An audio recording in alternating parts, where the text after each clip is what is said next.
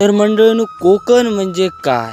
तो पसरलेलो सह्याद्रीचो डोंगर, गेलो चाय आणि मुसळधार पडणारो ह्यो पाऊस, कुट्ट ढगांनी झाकलेलो सह्याद्री, त्यातलो लालपरीचो प्रवास, हिरवीगार शेती, भाजलेलो फणसाच्यो घोट्यो, पारंपरिक देवळा, न्हाणी घरातलो धूर, खडकातल्यो कुर्ल्यो आणि आंबे.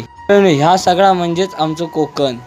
समुद्राच्या लाटांवर चमकणारा सूर्य, लाल मातीचा सुगंध आणि सह्याद्रीच्या कुशीत विसावलेली हिरवगार जमीन, ह्यो असो आपलो कोकण. ह्या भूमीन आपल्याक दिले सुंदर किनारे, समृद्ध संस्कृती आणि संकटातही उभे राहायची ताकद. इथल्या आंब्याच्या बागा फक्त शेती नव्हे तर पिढ्यानपिढ्या जपलेली ओळख असा. इथलो समुद्र फक्त निसर्ग नव्हे तर हजारो मच्छीमारांच्या आयुष्याचा आधार असा. पण आज एक मोठा सवाल असो, विकासाच्या नावाखाली कोकण बदलत असा का? आणि जर बदलत असेल तर तो बदल चांगला असा की धोकादायक? या प्रश्नाचं खरं उत्तर तुमका या व्हिडिओच्या शेवटी मिळतलो.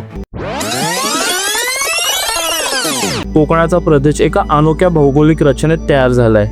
एका बाजूला अथांग अरेबियन सी आणि दुसऱ्या बाजूला उभ्या असलेल्या सह्याद्रीच्या पर्वतरांगा. या दोन नैसर्गिक शक्तींमध्ये कोकणाचा संपूर्ण पट्टा पसरलेला आहे. पावसाळ्यात हा संपूर्ण प्रदेश जणू हिरव्या रंगाने नटलेला असतो.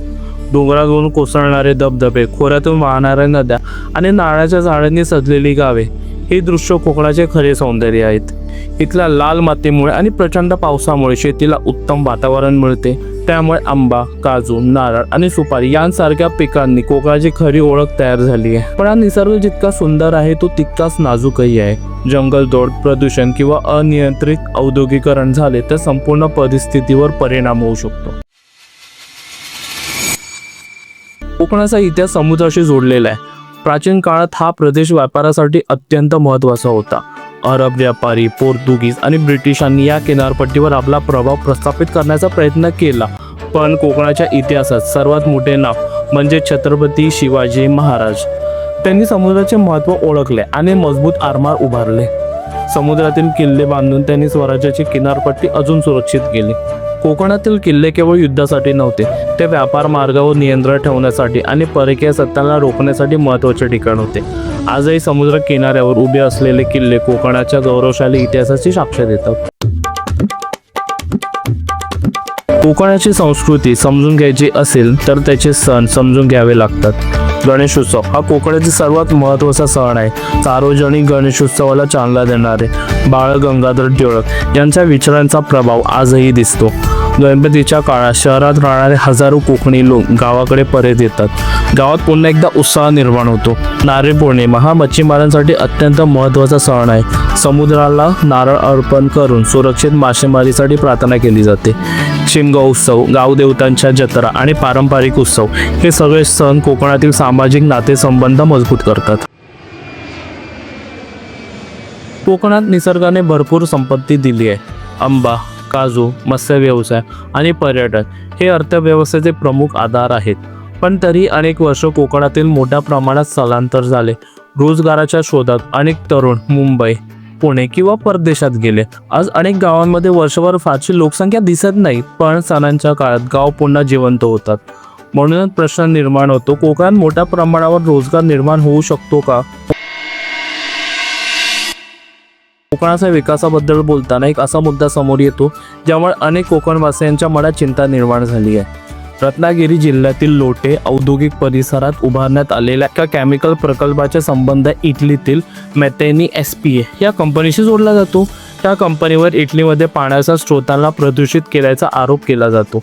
PFAS नावाच्या रसायनामुळे हजारो लोकांच्या आरोग्यावर परिणाम झाल्याचे सांगितले गेले. मोठ्या आंदोलनानंतर 2018 मध्ये इटलीच्या या कारखान्यांना बंद करण्यात आले. यानंतर या कारखान्याचे संबंधित काही यंत्रसामग्री भारतात आणली गेल्याचे आरोप करण्यात आले आणि ती रत्नागिरीतील प्रकल्पात वापरली गेल्याचे सांगितले गेले. या प्रकल्पामध्ये PFAS सारख्या रसायनांमुळे पर्यावरणावर परिणाम होण्याची भीती काही पर्यावरण कार्यकर्त्यांनी व्यक्त केली आहे. दुसरीकडे कंपनीचे म्हणणे आहे की सर्व पर्यावरणीय नियमाचे पालन केले जात आहे. म्हणजे चित्र अजूनही पूर्ण स्पष्ट नाही. पण प्रश्न मात्र मोठा आहे, विकास आणि पर्यावरण यांमध्ये संतुलन कसे राखायचे?